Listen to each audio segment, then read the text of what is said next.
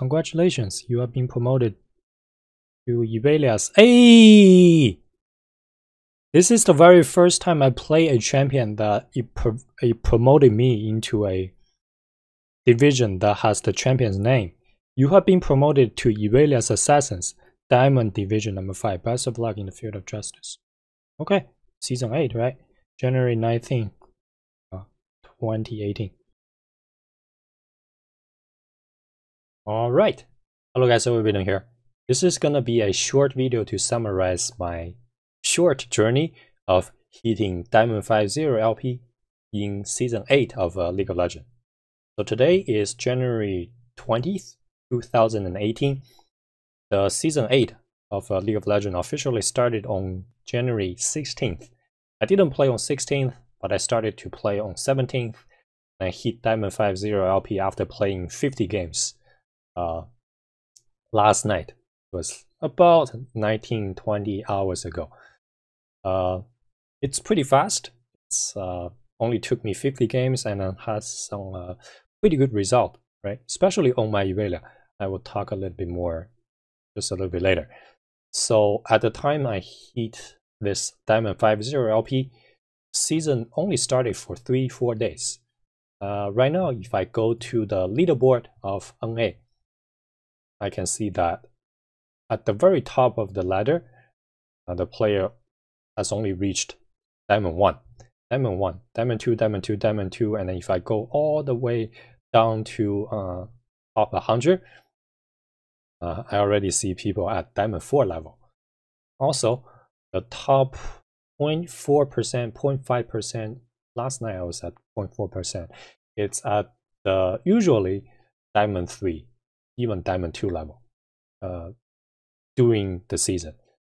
I can't really say that I'm already at Diamond 3 level, but it can show my dedication and my skill level at the beginning of the season. If I keep playing, should be able to maintain the same, or at least not too far away from the percentage. I've been playing a lot during the winter pre-season of Season 8. I climbed 2 separate accounts to Diamond, low Diamond at least. One account I used Aurelia and Maokai to climb to Diamond 50 LP. The other account I was playing Twisted Fate only. I climbed to mid Diamond. So in my mind, I became a mid Diamond player rather than a low Diamond player after a winter of hard working. And climbing to low Diamond this time wasn't really that hard for me.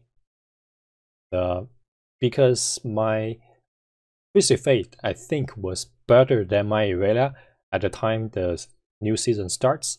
I obviously chose to play Twisted Fate at the beginning. I did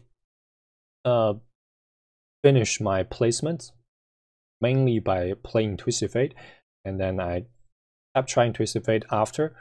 However, what I realized was that the Twisted Fate was just not performing as well as my Irelia.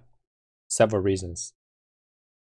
First of all, Twisted Fate is a champion that accumulates small advantages for the teammate rather than for himself, slowly. So you rely on your teammates to do well. Because it's the beginning of the season, a lot of players that they just come back to play rank, their skill level, their understanding of the meta was not quite good, right? During the preseason, if anybody is playing rank, right, except for the very first few days of the new rune changes, people wants to try out the new runes. After that, for almost a month, you only can see people on the top of the ladder playing rank if they are really trying hard to play rank. So the skill level is very stable, kind of, comparing to the beginning of the season. A lot of people jump back to the game, so you can't really win the game by creating small advantages for your team. Rather, a champion that can just do damage and then carry by himself will definitely do better, which is Aurelia. So, and there's another reason. that I jump back to top lane, which is during the preseason of Season 8, because of the rune changes, top lane has statistically become the least desirable, least played role overall. The top lane meta is just in such a bad states. I watched the official matches, which already happened in LCK and some other regions. NA-LCS will start today. People played Own, people play Gnar, people play Maokai, stuff like that. They were just very, very boring to play, very, very boring to watch, which caused a lot of players that just leave the top lane, which makes the average skill level, average competition pretty low. Not many people that have enough practice to play top lane. The top laners, a lot of people, they just don't have enough understanding of the current meta for the top lane. For me, I didn't really have that much of practice for the top lane during the preseason. Majority of my time, I was using it to play middle. However, I did climb one account to Diamond, and because I was actively playing the game, I did have a better understanding of the top lane compared to a lot of other new coming back players. So when I was playing Twisted Fate, I accumulated a lot of small advantages slowly across the map, including my top laners. Usually, what happened was that my top laner just couldn't catch in, and he got cheesed, or he just couldn't serve as a good member of the team, as a good top laner, just because of all the things that I mentioned. It's a hit or miss, right? Either you roll the dice, you have a good top laner that they know what they're doing, or either they just totally don't understand what they're doing at all. Right? I have a lot of Camille that were in my game, or I faced against, that they just play Camille because Camille was getting buffed, or some other champions that just totally doesn't make any sense, even at this low diamond level. So I decided to play top myself, and guess what? I just kept winning with a 76% win rate, with a okay KDA. It wasn't very good, like in terms of KDA wise, but a win rate matters the most, right? Also, by the way, the ladder, there are really not many players that are on top of the ladder, right? You can argue that, yeah, because of not many players are coming back to play. As more players are coming into the league, the competition is going to be tougher. However, it did show that my skill level right now and my dedication right now is at the very top. It's going to be a shame, though, that I will have to step away from the game for a few months at least, just because of things happen in my real life.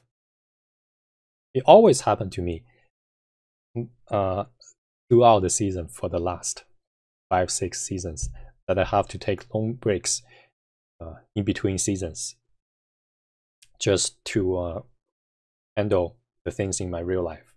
I try really hard during the winter to keep myself at a really good condition. My understanding of the meta, understanding of the matchups, and just everything was at the very top. But then I step away from the game. Half a year later, I come back, I will need another 1 or 2 months to catch up.